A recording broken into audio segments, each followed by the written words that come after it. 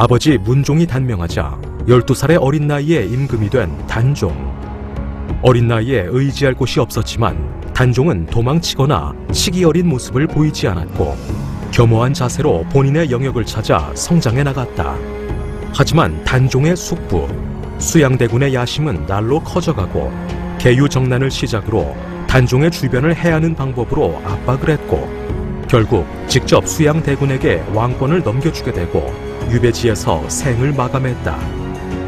임금으로서 총명함을 가졌음에도 불구하고 장성한 대군들과 숙부 수양대군으로 인해 자신의 뜻을 마음껏 펼칠 수 없었던 단종.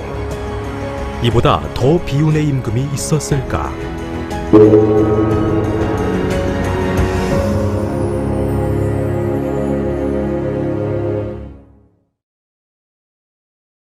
안녕하십니까, 신병주입니다. 우리 조선의 왕 중에 가장 비운의 왕, 어린 나이에 삼촌에 의해서 비극적인 죽음을 당했다라는 이런 점 때문에 조선의 왕 중에 이 비운의 아이콘으로 생각하시는 분들이 많을 것 같습니다. 단종은 1441년에 태어나서 1452년에 왕이 올랐으니까 우리 나이로 12살에 왕이 오릅니다. 그렇게 단종이 어린 나이에 왕이 오르니까 아버지 문종도 돌아가시기 직전까지도 너무 걱정이 되는 거예요. 그래서 그 당시에 가장 문종이 총애하는 신하 김종수라든가 황보인 등을 불러서 우리 어린 아들 단종을 잘 부탁한다. 경들이 경험이 많은 그런 신하들이니까 꼭 우리 어린 단종을 잘 도와달라. 이런 대신들을 고명대신이라고 그래요. 그래서 이 김종수라든가 황보인이 고명대신이 되어서 자신들의 입장에서는 정말 이 어린 왕 잘 보필해야 되겠다 라는 판단에서 김종수라든가 황보인 등이 이 권력의 중심에 서게 돼요. 소위 말해서 왕권보다도 신권이 비대화되는 이런 양상을 보여준 것이었고, 이런 면모를 제일 보여주는 용어가 황표정사라 그래요. 황표, 노란색으로 표시를 한 정사. 이게 무슨 말이냐 하면은 권력에 있어서 제일 중요한 것 중에 하나가 인사권이에요. 인사권. 누구를 임명하느냐. 그래서 이때도 삼망이라 그래가지고 3명의 인사를 추천을 하게 돼 있습니다. 관리를 뽑을 때.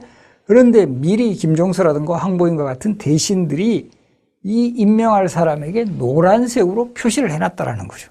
그러니까 실질적으로는 단종이 임명권이 있는 게 아니라 김종서라든가 황보인과 같은 사람들에게 임명권이 있는 이런 황표정사에 대해서 가장 강하게 정말 반발하고 속으로 부글부글 끓었던 인물이 누구냐 하면 바로 이 삼촌인 그 수양대군이었어요.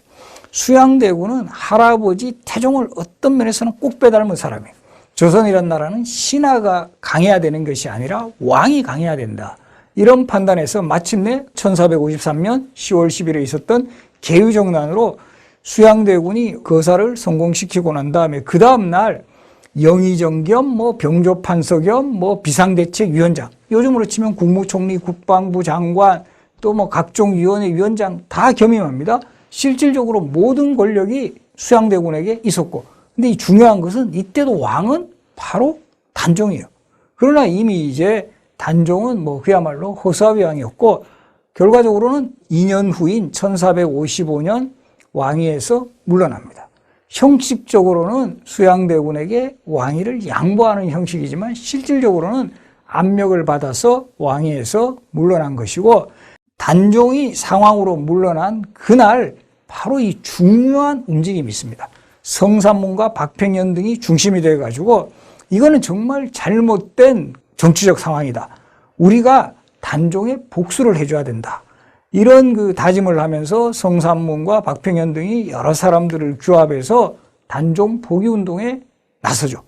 대략 70여 명이 참여했는데 결과적으로는 1456년 6월 단종 포기운동은 거사가 미리 누설되는 바람에 결국 성삼문이나 박평년과 같은 사람은 다 끌려와서 세조가 직접 친국을 하면서 이들을 처벌했고 죽음으로써 훗날 사육신으로 기억이 되는 그런 또 계기가 되죠. 또 뒤를 이어가지고 수양대군의 동생이었던 세종의 6번째 아들입니다. 금성대군이 역모 사건을 일으키니까 단종이 서울에 있는 한 이 너무나 위험한 존재다라는 판단에서 1457년 6월에 유배를 보냅니다. 이때 단종의 유배지가 어디냐 하면 영월의 청령포입니다. 이 청령포 지역을 가보시면 단종의 그 유배와 관련된 많은 유적들이 복원이 잘 되어 있고, 이곳에 가면 정말 이 천혜의 유배지가 뭐 천혜라 그러면 조금 어폐가 있습니다만은, 정말 세조가 유배지 하나는 잘 골랐다. 첩첩산중으로 둘러싸여 있으면서 망향탑이라든가 또 이 노산대, 관음송도 남아 있습니다. 그래서 이런 단종의 유적지 한번 영월에 가시면 꼭 찾아보시면 좋을 것 같습니다. 단종이 유배를 온 후에도 이제 금성대군이 계속 또 단종 복위 운동을 벌여나가요. 이 금성대군도 대단한 인물입니다. 이 형에 대해서 계속 끊임없이 반발하면서 단종을 위해서 이 결과적으로 목숨을 바쳤던 인물이죠. 금성대군의 또 다른 복위 운동이 발생하니까 이제 세조의 입장에서는 단종이 살아있는 한 이런 움직임은 계속 일어날 거다라는 판단에서 마침내 단종을 처형합니다. 실록의 공식 기록에서는 단종이 활을 쏴서 자살한 것으로 이렇게 기록이 되어 있습니다. 그러나 이 다른 연료실 기술이라든가 여러 야사를 종합을 해보면 단종은 자살한 것이 아니라 세조에 의해서 타살된 거다. 그리고 실제 단종에게 사약을 가지고 갔던 금부도사 왕방현의 시까지 남아있는 것으로 보아서는 단종은 타살이 되었을 가능성이 훨씬 많다라는 거죠. 그리고 이때는 바로 이제 단종이 사망한 후에 단종은 왕으로서의 지위도 잃어버리고 노상군으로 강등이 된 상황에서 거의 200여 년을 왕의 지위를 회복하지 못한 이런 상태로 나가는 거죠. 그래서 이 단종 쪽에서 한이 맺혔는가를 보여주는 이런 기록들이 야사에 많이 전해지는데요.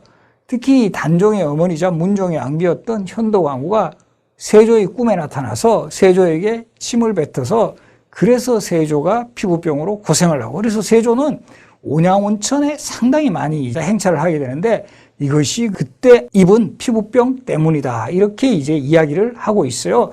그런데 이런 단종이 훗날 복권이 됩니다. 숙종 때 조선왕조 입장에서도 이 단종이 왕으로 인정받지 못하는 거, 이거는 우리 후손들이 너무 잘못하는 거다. 이런 판단에서 그 당시 노상군으로 강등되었던 묘호를 단종으로 다시 회복시켜주는 절차가 숙종 때 이루어지는데요. 이때도 이 숙종실록의 기록을 보면 왜 이런 일이 그동안 이루어지지 못했는가? 그것은 바로 세조 때문이에요. 그래서 이때 기록을 보면은 이 우리 후손들이 세조의 뜻을 잘못 알은 것이다. 이번에 이 일은 세조의 유의를 잊고 세조의 큰 덕을 빛내게 하는 것이다. 이런 식으로 그 논리를 펴면서 세조도 좋고 단종도 좋고 이런 방식으로 가는 거죠. 결과적으로 단종이 복권되면서 단종을 위해서 목숨을 바쳤던 바로 이 사육신에 대한 복권도 이루어지게 됩니다. 그 한 200여 년에 걸친 기나긴 그 시절을 이제 뛰어넘어 조선시대판 역사 바로 세우기가 바로 이 단종의 복권을 통해 이루어졌던 사실 잘 기억해 두시기 바랍니다. 결국 이 단종이라는 왕의 존재와 그의 어떤 비극적인 최후는 결과적으로 보면 왕권이냐 신권이냐라는 이런 권력의 충돌이 빚은 그런 사건이었습니다. 결국 세조의 입장에서 보면 그 어린 왕을 거의 이제 무시하고 권력을 획득해가는 그 신하들의 권력 견제를 위해서는 이 자신이 결단을 내려야 된다고 판단을 했고 그 과정에서 단종이라는 희생양을 만들었다라는 거죠.